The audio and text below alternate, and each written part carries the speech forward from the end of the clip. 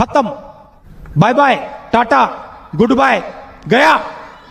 क्या बोला। और फिर भी अगर आपको कंफ्यूजन है तो मैं दर्शकों से कहता हूं, जुलाई अगस्त 1956 में 56 में 1956 मृत्यु से मात्र 4-5 महीने पहले बाबा साहब अंबेडकर ने बीबीसी को इंटरव्यू दिया है, और जहां उनकी आवाज में वो इंटरव्यू, उसमें वो कांग्रेस और गांधी जी के बारे में क्या कह रहे हैं देख लीजिए। बाबा साहब की एक किताब है, what Gandhi and Congress has done to untouchables. कुछ जानकारी लेके आया करिए, आप लोगों के सामने बहुत बड़ी समस्या है कि आप लोग आके, और मैं बात करता हूं हमने क्या किया बाबा साहब के। जब हमारी पहली बार 1990 में सरकार आई महू में, भाई क्या तरीका है भाई, फिर भी आप डिस्टर्ब करने लगते हैं। आप बोल रहे थे, मैं शांति से सुन रहा था महोदय। बैगन चलो भाई आइए देखते हैं, मजा आएगा। आज का डिबेट रोमांचक होने वाला है। पप्पू यादव और बीजेपी प्रवक्ता सुधांशु त्रिवेदी दोनों में घमसान टक्कर होने वाला है। पूरा वीडियो देखे तब मजा आएगा।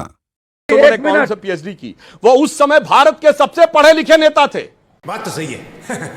जवाहरलाल नेहरू जी के पास सिर्फ कैम्ब्रिज की डिग्री थी, उनके पास 2 यूनिवर्सिटीज की डिग्री। ठीक है सुधांशु, और वो भारत के पहले प्रोफेशनल इकोनॉमिस्ट थे, मगर उनकी योग्यता का आदर नहीं हुआ। बाबा साहब ने खुद लिखा है कि मुझे मेरी योग्यता के अनुरूप मंत्रिमंडल में स्थान नहीं मिला, यहां तक कि जब मंत्री विदेश जाते थे तो अभी मुझे चार्ज तक नहीं दिया जाता। ठीक है, ठीक है। और अपना इस्तीफा देते समय बाबा साहब अंबेडकर, नहीं भाई ठीक है, नहीं भाई पूरी बात करने दीजिए।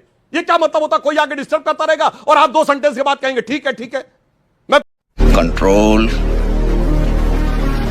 कंट्रोल पूरा सेंटेंस कर लूं, बस 2 सेंटेंस उसका खत्म हो जाएगा। ठीक, बोलिए। 10 अक्टूबर 1951 को बाबा साहब ने जिस समय इस्तीफा दिया, और उस समय उनको इस्तीफा नहीं देने दिया गया। यह है पद्मश्री धनंजय कीर, जिनको पद्म भूषण धनंजय कीर, जिनको पद्म भूषण मिला है इंदिरा गांधी की गवर्नमेंट से। सबसे ऑथेंटिक ऑटोबायोग्राफी में लिखा हुआ है, संभवतः पेज नंबर 415 के आसपास, कि जब वो इस्तीफा देने के लिए खड़े हुए तो सभापति ने कहा, मिस्टर अंबेडकर आप अपना स्टेटमेंट पटल पर रखिए। तो 2 सांसद मिस्टर कामत और मिस्टर कुंजरू ने कहा कि क्या अंबेडकर जी को बोलने नहीं दिया जाएगा। उन्होंने कहा हां, हमें डर है कि इनके बयान में कुछ ऐसा हो जो सरकार की बदनामी हो सकती है। तो बाबा साहब ने कहा सुधांशु जी, क्या बात है सर, क्या बात है सर, क्या बात, ये बात है।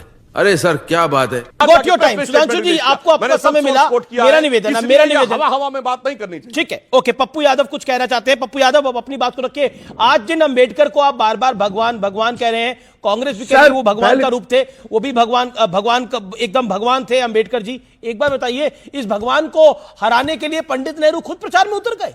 इस भगवान को हराने के लिए पंडित नेहरू ने एड़ी चोटी का बल लगा लिया। सुनिए ना जी, सुनिए ना, पहले तो आप ये बताइए कि नाथूराम गोडसे और महात्मा गांधी में फर्क आप पहले इनसे पूछ लीजिएगा।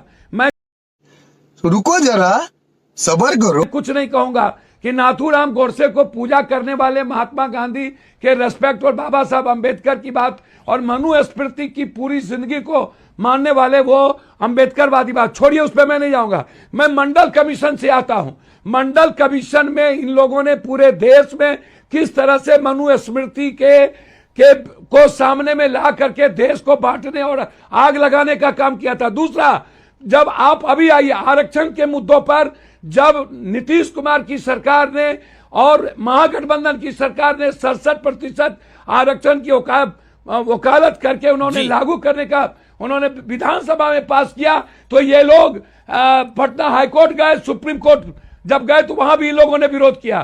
क्या अच्छा, हमको सिखा दिया है। स्टालिन ने जब 67% आरक्षण की बात की तो इन लोगों ने विरोध किया। इनसे पहले ये पूछिए अमित जी कि ये इतने बड़े आरक्षण विरोधी हैं कि पहले सुनिए, पहले यूपीएससी, बीपीएससी, एसएससी में इनसे पूछिए कि प्राइवेट नौकरी की ओर अभी जो इन्होंने भर्ती किया है, अभी डिप्टी डायरेक्टर के रूप में, उसमें एक भी दलित है या नहीं, उनमें रिजर्वेशन दिया गया कि नहीं, निजी क्षेत्र में रिजर्वेशन के ये वकालत करते हैं या नहीं, इनसे पूछिए कि आरक्षण से इतना नफरत क्यों है। आप भी पूछ रहे हैं, वही जवाब देंगे, लेकिन मेरा तो जी कहने पे भी आपत्ति है, सत्ता पक्ष को भी और विपक्ष को भी, इसलिए मैं तो बहुत समझ के बोल रहा हूं। एक सेकंड जी, 10 सेकंड।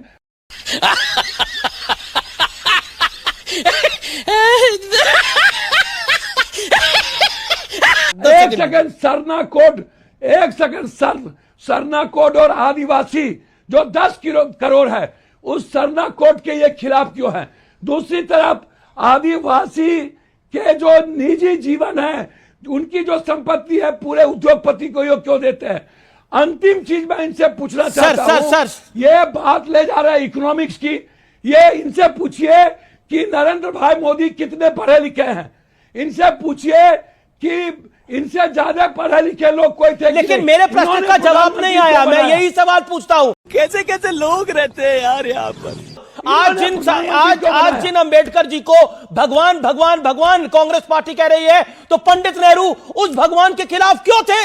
उस भगवान को चुनाव क्यों हरवाना चाहते थे? बात तो सही है। इसका जवाब दीजिए ना पप्पू जी। मैं इतनी देर से आपसे सवाल पूछ रहा हूं ये वाला। एक वही बात तो मैं सर मैं वही बात कह रहा हूं। पंडित नेहरू जी ने हमेशा संविधान की इज्जत की। पंडित नेहरू को समझना हो तो अंबेडकर जी को आज कांग्रेस भगवान मानती है, लेकिन उसी भगवान को कांग्रेस के सबसे बड़े पौधा पंडित नेहरू चुनाव उतारने के लिए मैदान में उतर गए। पॉइंट ये है। और उनके बारे में क्या लिखा पंडित नेहरू ने चिट्ठी के अंदर? सुधांशु त्रिवेदी 40 सेकंड दिन में हुआ माजी। आप देश के ठीक है सर आपको 1.5 मिनट हुआ अपनी बात को रखते हुए। सुधांशु त्रिवेदी 40 सेकंड दिन में हुआ माजी for 50 seconds. Okay Sudhanshu 40-50 seconds please. Pappu Yadav ji, आप क्या क्या बोलते जाते हैं, कुछ ध्यान ही नहीं रहता। मैंने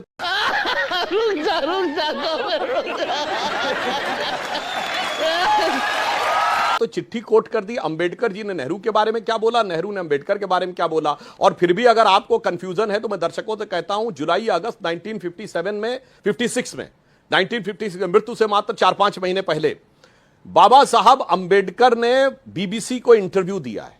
और जहां उनकी आवाज में वो इंटरव्यू, उसमें वो कांग्रेस और गांधी जी के बारे में क्या कह रहे हैं देख लीजिए। बाबा साहब की एक किताब है, what Gandhi and Congress has done to untouchables. कुछ जानकारी लेके आया करिए। आप लोगों के सामने बहुत बड़ी समस्या है कि आप लोग आके, और मैं बताना चाहता हूं हमने क्या किया बाबा साहब के लिए। जब हमारी पहली बार 1990 में सरकार आई, महू में, भाई क्या तरीका है भाई, फिर बीच में आप डिस्टर्ब करने लगते हैं। आप बोल रहे थे, मैं शांति से सुन रहा था महोदय। दूसरों को भी मौका दिए, दर्शकों के साथ न्याय होता है। सबका पक्ष सुनने का मौका दीजिए। अब मैं बता रहा हूं, 1990 में हमारी मध्य प्रदेश में सरकार आई, पटवा जी की सरकार में उनके जन्म स्थान महू को स्मारक बनाया। 1995 से 99 के बीच, बात तो सही है। बीच में भाजपा शिवसेना की सरकार आई तो नागपुर में दीक्षा भूमि को, चैत्य भूमि को हम लोगों ने स्मारक बनाया। 2003 में अटल जी ने महापरिनिर्वाण भूमि जो थी दिल्ली में अलीपुर रोड बंगरे को लिया। और मोदी जी ने मुंबई में उनकी शिक्षा भूमि के साथ साथ, मुंबई में चैत्य भूमि के साथ साथ लंदन में उनका जो मकान था जिसमें रहे थे, उसको भारत सरकार ने खरीद के स्मारक बनाया, पंचतीर्थ बनाए। 90 से लेकर 2016 तक 27 साल का हमारा काफी देर से इंतजार करिए। महुआ जी, अगर आज आपका अलायंस कह रहा है कि अंबेडकर जी तो